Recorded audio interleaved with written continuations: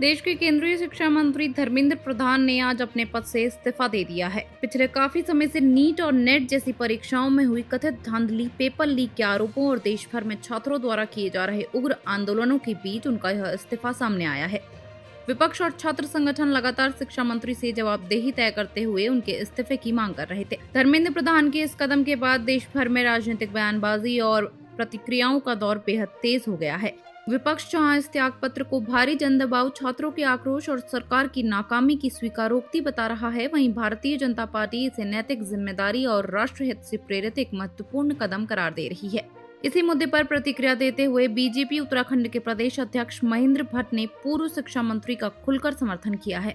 उन्होंने बयान जारी करते हुए कहा कि धर्मेंद्र प्रधान का यह इस्तीफा पूरी तरह से उच्च नैतिक मूल्यों पर आधारित है। उन्होंने इस बात पर बल दिया कि देश के छात्र किसी भी तरह के भ्रम या साजिश का शिकार न हो।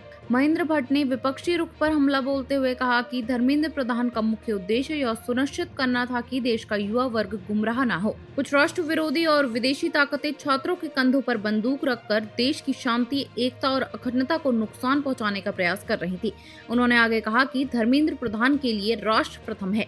देश के भीतर जिस तरह का माहौल बनाने की कोशिश की जा रही थी, उसे ध्यान में रखते हुए उन्होंने खुद पद छोड़कर त्यागपत्र देने का निर्णय लिया।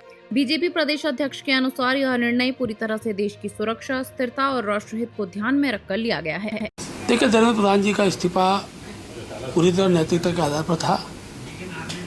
उन्होंने इस बात को कहा कि छात्र गुमराह ना हो, विदेशी ताकतों के हाथों में छात्र गुमराह होकर देश की एकता, अखंडता के लिए दिक्कतें पैदा न करें।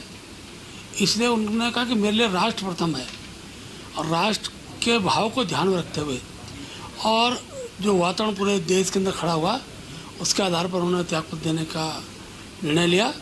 और ये निर्णय जो है वो राष्ट्र के हित में, ये मैं विश्वासपूर्वक कह सकता हूँ।